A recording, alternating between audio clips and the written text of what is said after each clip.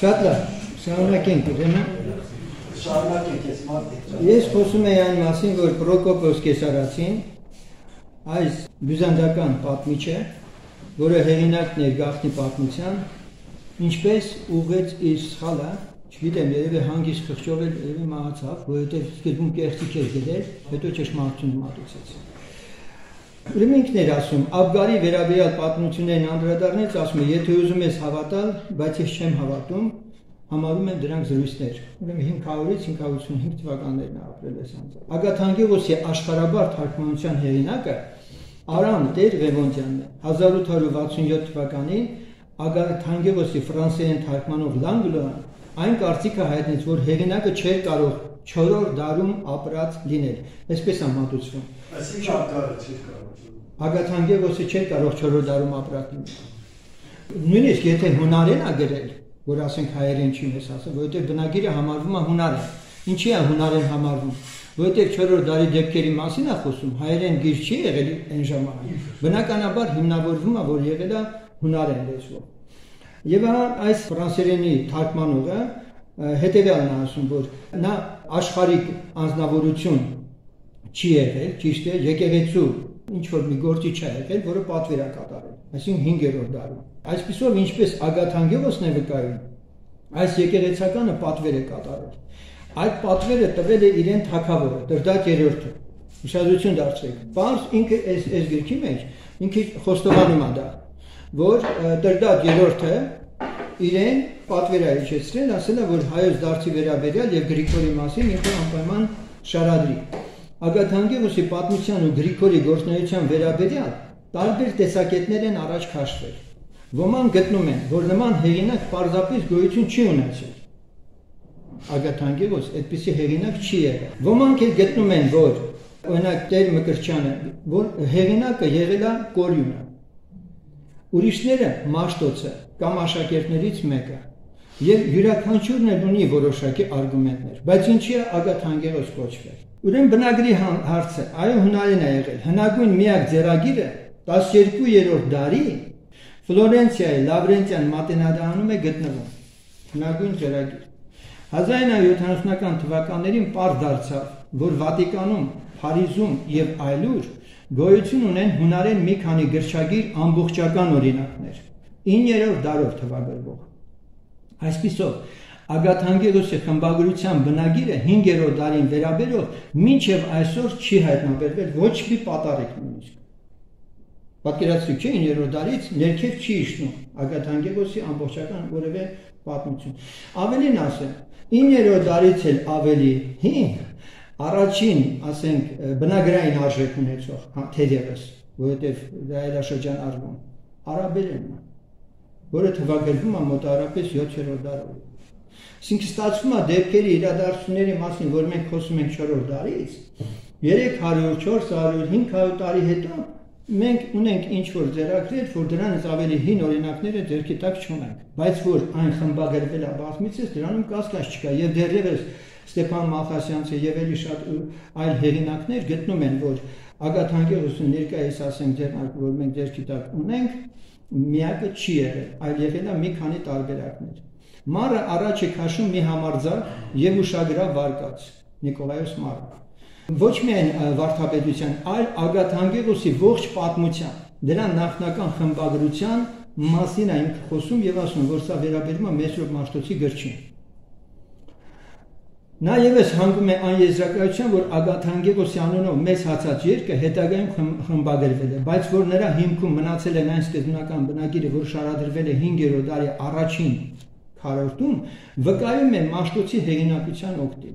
Այսօր արդեն առաքելական եկեղեցին էլ չի ժխտում, որ Ագաթանկևոսը ունեցել է մի քանի խմբագրություն։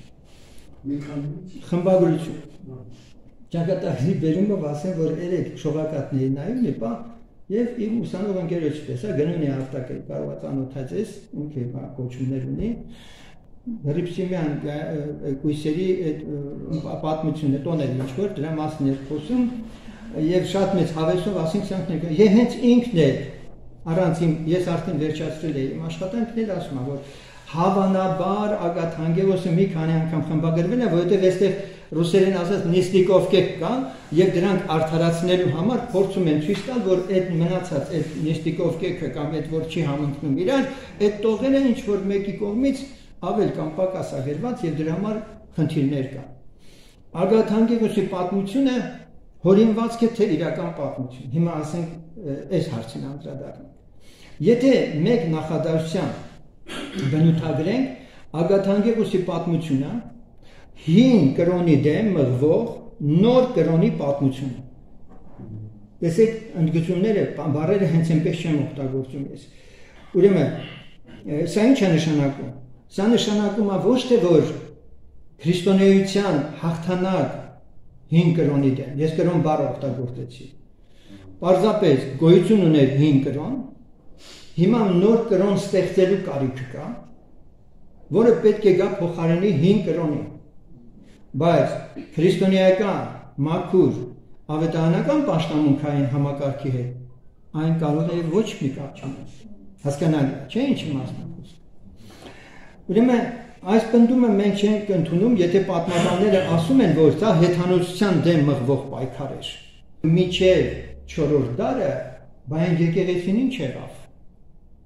հասկանալի չէ Հայաստանը ուրեմն սա էլ շատ լուրջ կարոտավոր ուսումնասիրման ընդ որում բացարձակապես պատմությունը լռում է սրա մասին եւ մենակ մեր պատմությունը չէ մեկից 4-րդ դարերի վերաբերյալ վաղ քրիստոնեության պատմության վերաբերյալ արևմտյան պատմությունն էլ շատ տեղեր ընդրում է բերեմ մի հասարակ օրինակ Եվսեբոս Կեսարացին Կապադոկիայի Կեսարիա քաղաքի ինքը եպիսկոպոս լինելով որը գրել է նշանավոր եկեղեցու պատմությունը 3-ից 4-րդ դարեր ապրած հեղինակը Եվսեբոս Կեսարացին որը համարվել է միջնադարյան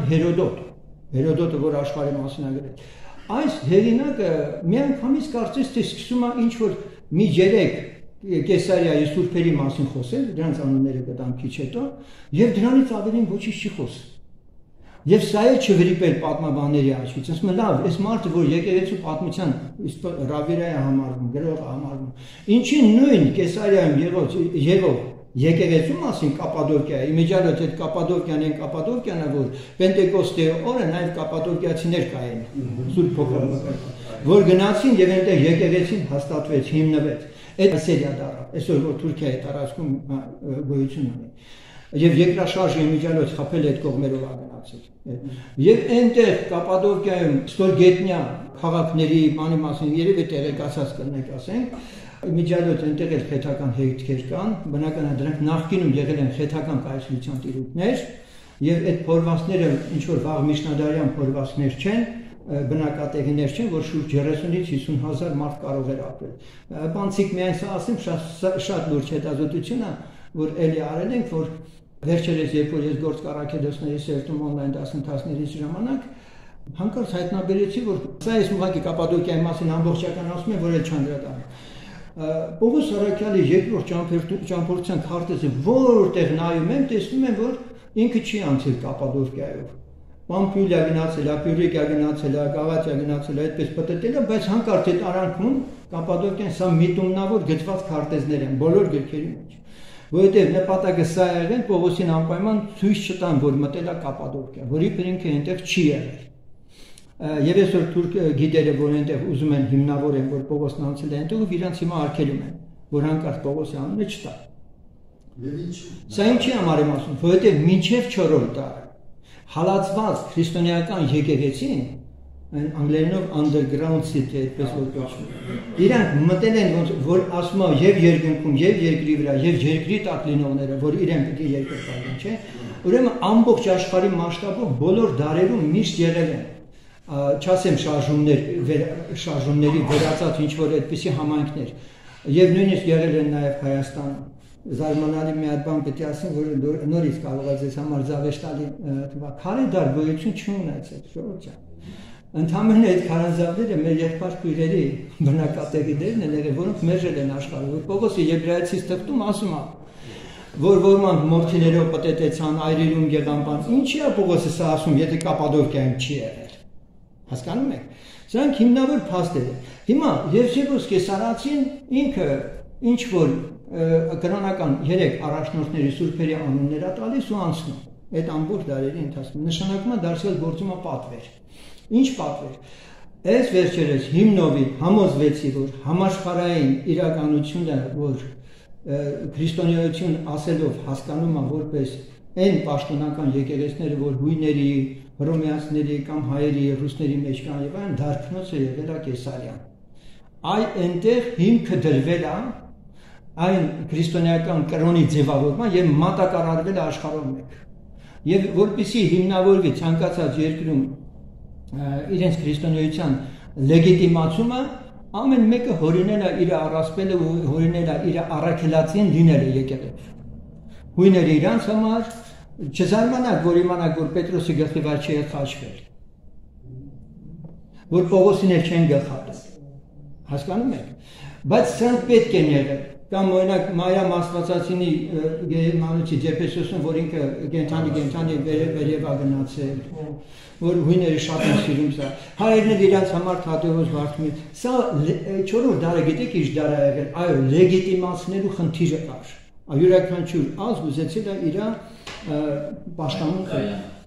կայանալու, ասենք, խնդիր է եղել, ներկայացնի աշխարհին։ Ուրեմն մենք ինչ ենք տեսնում այստեղ։ Աղանդավորության անվան տակ Գրիգորը նաև ոչնչացրել է, իսկ որ եղել են աղանդավորներ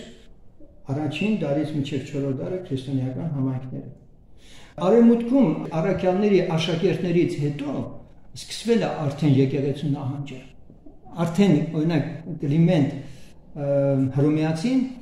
ինքը իր թղթերից մեկում գրում է, որ իրեն դիմեն որպես հայր, այսինքն պապականության հիմքը դրվում է։ Եվ որոշ տվյալների համաձայն արդեն 2-րդ դարի վերջին, 3-րդ դարի սկզբին որոշ հեղինակներ ասում են Սուրբ Հոգին լրեց, այլևս լեզուների աղոթ չէին անում։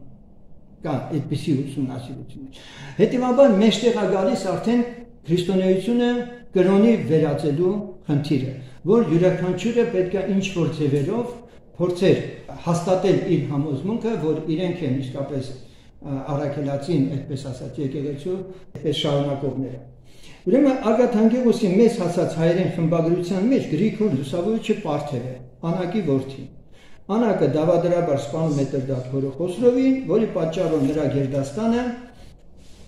կոտորվեց, իսկ որդուն փախցրին Կեսարիա։ Հետագայում Գրիգորը վերադարձավ Հայաստան, իր որ մեղքը քավելու, այսպես է ընդունվում պատմական ավանդություն։ Հիմա Ագաթանկեղոսի համառոտ պատմության նկարագիրը մի հատ փորձեմ տալ ու հետո նոր կմանրանամ որոշ հարցերի վրա, շարադրանքի վրա։ Ագաթանկեղոսի երկում իրադարձությունների դեպքերի պատճառականությունն ու վերլուծությունը անտեսված են։ Հասկանալի է, չէ՞։ Վերլուծություն չկա բացարձակապես, պատճառահետևանքային կապերը գոյություն չունեն։ Պատմության առաջ մղիչ ուժը հրաշքն ու հրաշագործությունն է, սա անհրաժեշտություն է եղել։ Այն ժամանակ ժողովրդի մեջ ներդնելու, որ մենք աստվածային ներգործությամբ, որ այս ամենը իսկապես ընդունել ենք։ Ամեն ինչ բացատրվում է Աստծո միջամտությամբ եւ գերբնական ուժերի մասնակցությամբ։ Կյանքը պայքար է Լույսի խավարի, Աստծո սատանայի, հավատացյալի անհավատի միջև, որպես այսպես էլ մեհյաները կործանվում են խաչի զորությամբ։ Մկնդավոր մարդակերպ հրեշներ ու դևեր, դրանց այդ անունները քրմերին ատերվում, օրինակ Զորքի գլուխանցած, ասում են չէ, այդպես բան չկա, բայց պարզագրված։ Զորքի գլուխանցած ինքը գնում է եւ կոտորում է ժողովրդին, կոտորում է։ Եվ Երևանից մինչև Էջմիածին վաղաշաբաթ աջ ու ձախ կողմերը խաչել են մի գլուխ հեթանոսական քրմերին։ Հասկանալի է։ Ասենք, սա մատենագիրների 5-րդ դարի մատենագիրներն են գրում։ Ոչ մի հորինված բան չեմ ասում ես, էլի։ Անկամ իրանք հույս չեն տալիս դրա մասին գրել։ Մենակ ասում են, չէ, դա ինքը չի արել, բայց արել։ Տրդատն ու անհավատ հայ իշխանները ընկճվում են, փրկություն գտնում լուսավոր Աստծո միջնորդությամբ եւ այն։ Գործող անձերը այդ հակամարտ գերբնական ուժերի մարմնացումներն ու կրողներն են միայն։ Ագաթանկեղոսը նաեւ ձգտում է հիմնավորել հայ եկեղեցու ազգային ինքնությունը առաքելական ծագումը եւ գերապատիվ արժանիքը։ Ագաթանկեղոսի պատմությունը ունի նաեւ գեղարվեստական արժեք։ Ուրեմն սա բոլոր գիտնականների, պատմաբանների մեծամասամբ այս ամենը ինչ որ ես ասեցի, սա մենակ իմ կարծիքը չի, այլ իսկապես գիտական աշխարհում ընդունված կարծիք։ Հիմա գրքի շարադրանքին անդրադառնանք։ Ագաթանկեղոսը պատվեր է կատարել։ Թագավորը հրամայել է գրել, հայոց դարձի պատմություն։ Հայոց դարձի պատմությունը հարկ էր, որ եկեղեցին հանձնարարել որևէ մեկ այլ եկեղեցականի ապագա սերունդներին հավատի խրատով։ Բայց այստեղ մենք տեսնում ենք ելի ինչ որ մեկը թերևս եկեղեցական գրում է մի պատմություն։ Եվ հիմա տեսեք ինչ է ասում Հրանտ Թամրազյանը, որը գրել է հայ քննադատություն հատորներով աշխատանքը, 2 հատորն ունեմ այս անձնավորության 1983 թվական էջ 90, ինչ է գրված այստեղ։ Մի ագաթ հանգերոս, հզոր տարերքի տեր մի մտածող, իր երկը ավելի հավաստի դարձնելու համար, մտած տրդատի, աչողակ քարտուղարի տարազի մեջ ստեղծել է նոր հավատի հաստատման պատմությունը։ Ագաթ Հանգերոս անունով մեկը տրդատի հաջողակ էր պատմուճանով հանդերձավորվելով քարտուղարի իրեն ներկայացրել է իբրև ականատես այն ամենին, ինչ գրում է։ Ասեմ նաև այն, որ ուսումնասիրողներն էլ գտել են, որ նրա առաջաբանը քիչ հավաստի տեղեկություն է տալիս։ Մի դեպքում այս քարտուղարը հռոմեացի է, իսկ մյուս դեպքում մենք ինչպես հայերս գիտենք պարթև է։ Ուրեմն չնայած այս ամենի երկրի քաղաքական պատմության մասին տեղեկությունը պատմագիտական որոշ արժեք են ներկայացնում։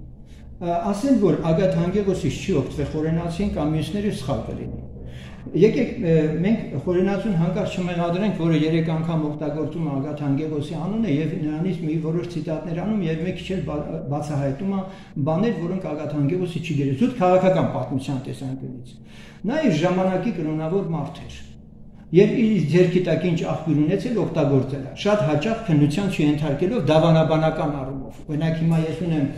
մի հատ էլ աշխատանք, վերջացրել եմ, արդեն պետք է տեղադրեմ YouTube-ում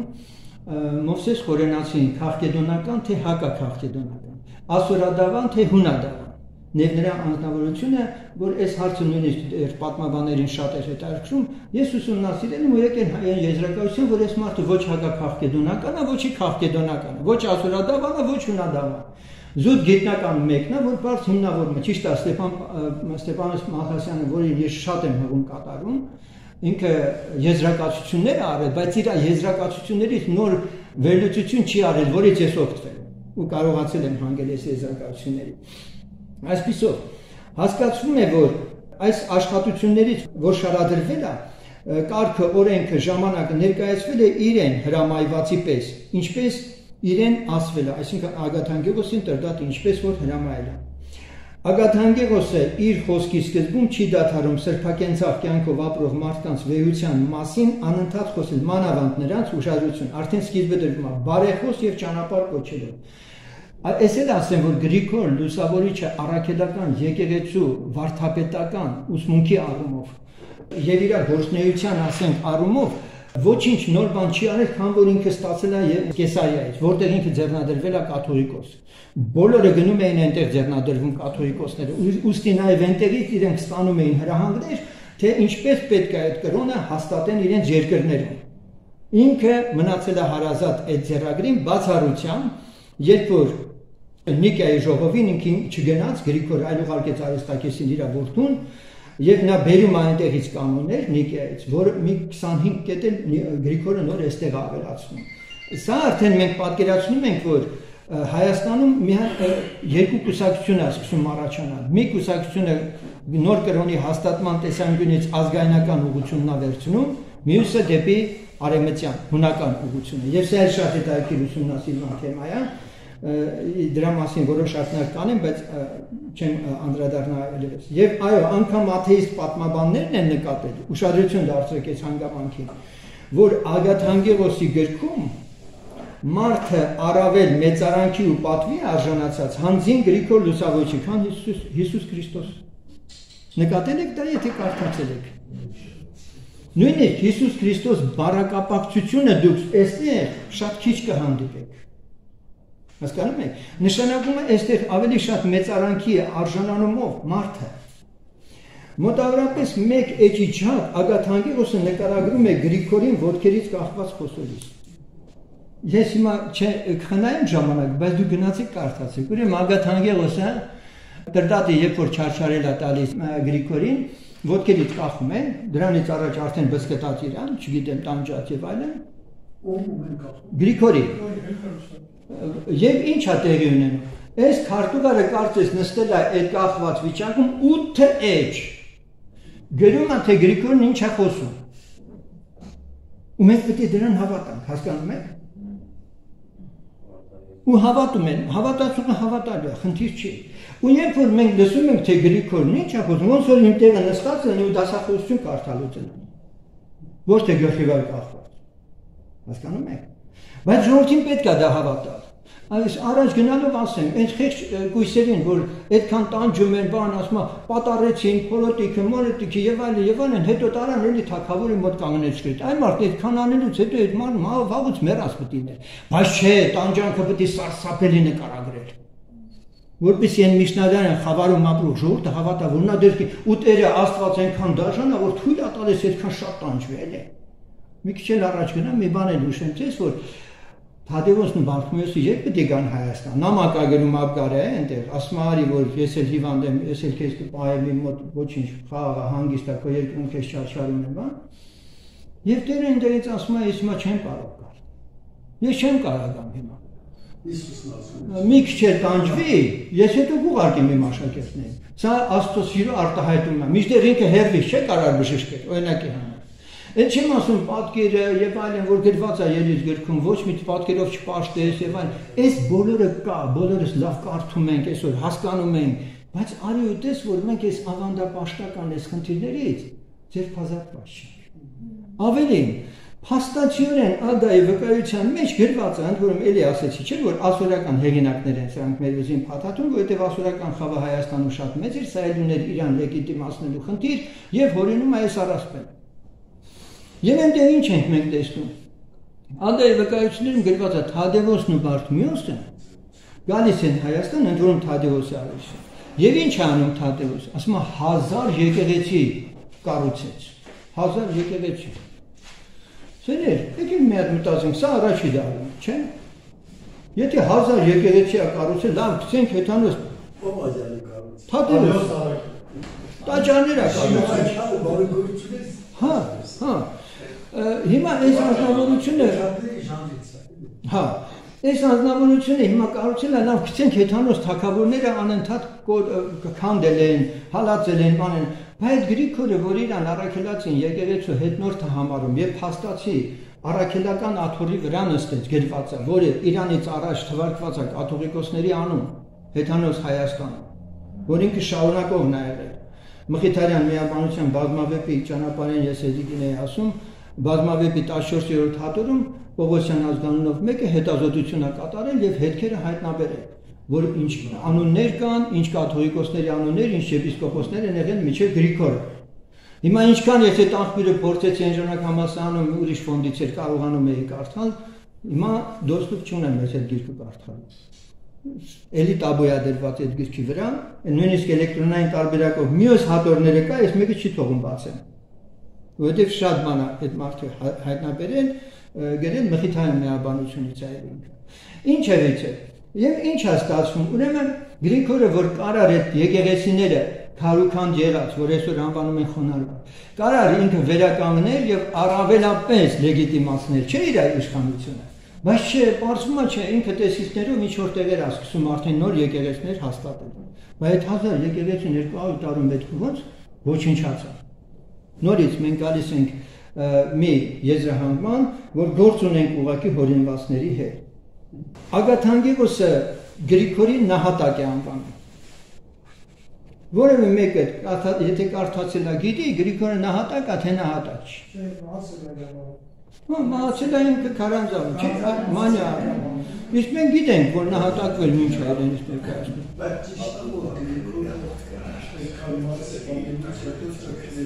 Հենց այդ ենք ասում, որ իբր հանկարծ գալիս է մի շրջան, որ Գրիգորը նեղանում է, հերիք ինքն էլ է նեղանում, տրտատն էլ է նեղանում, այդ հուշկու մարդն էլ է նեղանում, թե ինչից են նեղանում, ինչ մեկ էլ պատմությունը զռնում է, սուփուս սրանք պատմության ասպարեզից դուրս են գալի։ Եվ ինքը գնում է այնտեղ չգնելու, հենց այդ ընթացքում է լինում, որ Նիկիայում ժողով է լինում, ինքը չի գնում, եւ գալիս են իրան Նիկիայի ժողովի արդյունքներն են ներկայացնում, մի բան էլ ինքը օգնում է, նորից ինքն առանձնանում է, հիմնավորում են, որ սրբակային ցավ կյանքով ապրելու, Տիրոջ հետ մտորելու համար ինքն առանձնացավ եւ այլն։ Մինչդեռ այստեղ թաքնված է ուրիշ բան։ Փաստորեն տեղական, ազգայնական աղբյանոցների տոհմը, որը միշտ ընդդիմադիր է եղել Գրիգորին, դրա մասին քիչ են խոսում, հայոց ազգային անվան տակ, այսպես ասած եկեղեցին, հունադավան ուղղությանը մեջտեղից դուրս ա բերում։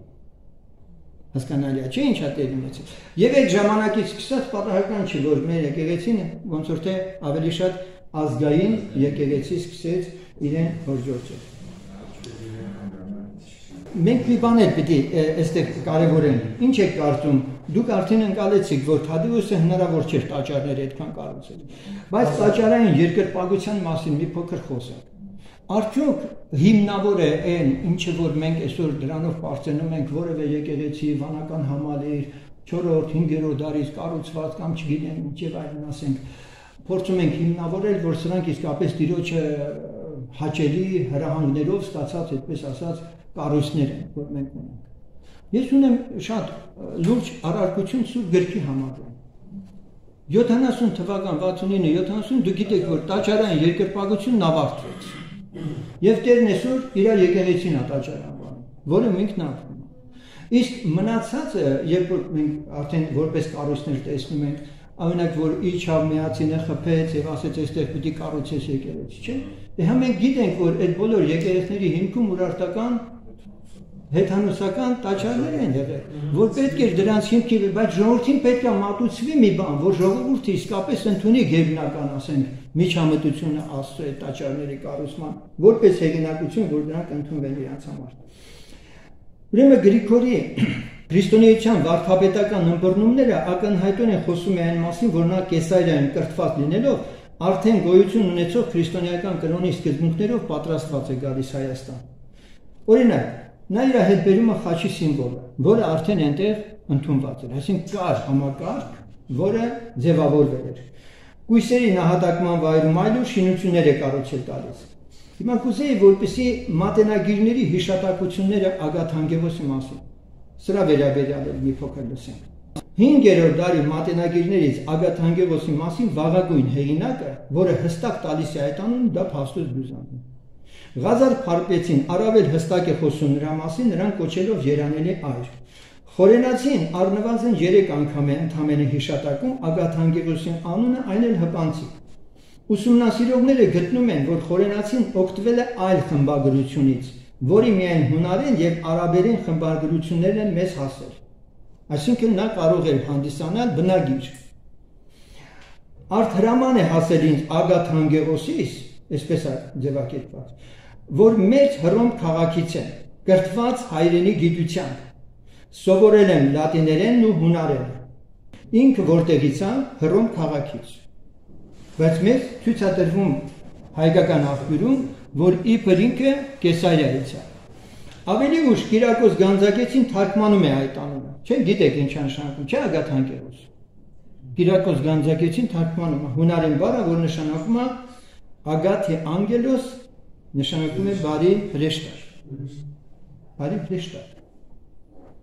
Գերբնական միջամտություն կա այս գրքի մեջ։ Պողոս Առաքյալն ասում է հրեշտակների կրոնք։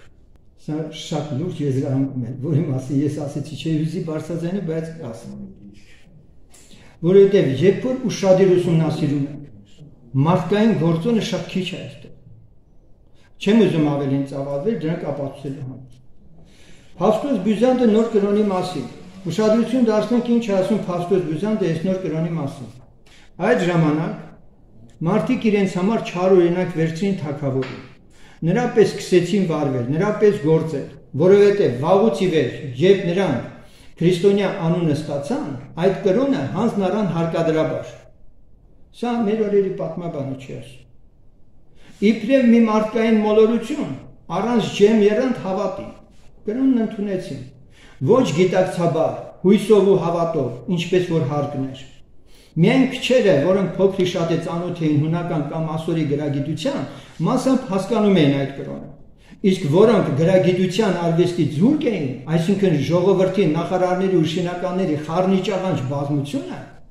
եթե ուսուցիչները նստելով գիշեր ցերեկ ամպերի նման ուսումը ինչպես հորդանձել նրանց վրա հոսեցնեին, նրանցից ոչ մեկը, ոչ մի խոսք, ոչ կես խոսք, ոչ մի բան, ոչ մի նշույլ իրենց լսածներից չէին կարող մտքում պահել կամ հասկանալ։ Որովհետև նրանց մտքերն զբաղված էին անպիտան անօգուտ բաներով, ինչպես փոքր երեխաները, որոնք մանկական հասակում տարվում են իրենց տղայական խաղալիքներով։ Պիտանի ու կարևոր բաների վերաբերյալ հոգ չեն անում։ Նրանք էլ սրանց նման տհաս մտքերով խարխափում էին պարսավելի գործերի հին հեթանոսական սովորությունների մեջ, խուժադուժ բարբարոսական միտք ունենալով։ Նրանք սիրում էին իրենց երգերը, առասպելները, վիպասանությունները, նրանց հանդեպ փութերանդ էին, նրանց հավատում էին, նրանց մեջ հարատևում։ Սա 5-րդ դարն է, ժողովուրդ։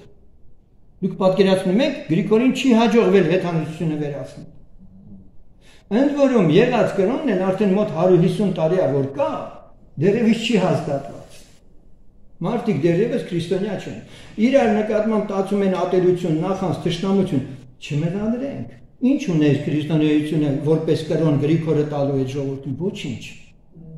Հասկանում եք, չէ՞, ես ինչ եմ ուզում ասել։ Ցեցիսականից ոչինչ։ Բացի կրոնից ինչ պետք է տա։ Դրա համար ժողովուրդը սա պետք է լիներ։ Եվ այսպես շարունակ ինքը բարքերի մասին խոսում, ուստի ոչ խելացի խրատ էին լսում, ոչ հնազանդվում էին առաջնորդների քարոզած Աստծո պատգամներին, այլ նրանց հանդիմանական խոսքերի համար նրանց ատում էին, հալածում եւ սպանում։ Իմիջիայլոց ասեմ, դրսի ուսանողների շատերը որ գալիս էին, որ գրքեր պետք է Հայաստանում թարգմանեին, կային աբեղաների կամ եկեղեցականների մի խավար կուսակցություն, որ այդ մասին մատենագիրները գրում են, էլի, եւ ասում են, ահա հերթական թարգման է եկավ, փաթաղեկին ես, եւ հարձակվում են, սպանում, հալածում, երկրից դուրս քշում։ Այսինքն լուսավորյալ մարդիկ, որ գալիս էին դրսից, իրենք այդպես էին վարվում իրաց հետ։ Եվ ինչպես մարգարեական խոսքը ասել էր նրանց վերաբերյալ, թե հանդիմանողներին ատում էին դռնում, այսպես էլ նրանք արհամարեցին սուրբ խոսքերը։ Եվ այսքան երկար չեմ շարունակի, ուղղակի կգամ մի հատ այս Պասկոս Բյուզանդի մասին որ խոսեցի, կարող եք նայել 1987 թիվ, H53 13-րդ գլուխ։ Հրանտ Թամրազյանը խոսելով Հավտոսի վկայության մասին, այսինչ որ մենք լսեցինք, որ էլի ծավալում էր, եզրահանգում է հայերը այդ ուսմունքը ընդունել են վերևից, արտաքին ճնշմամբ, առանց ներքին հավատի։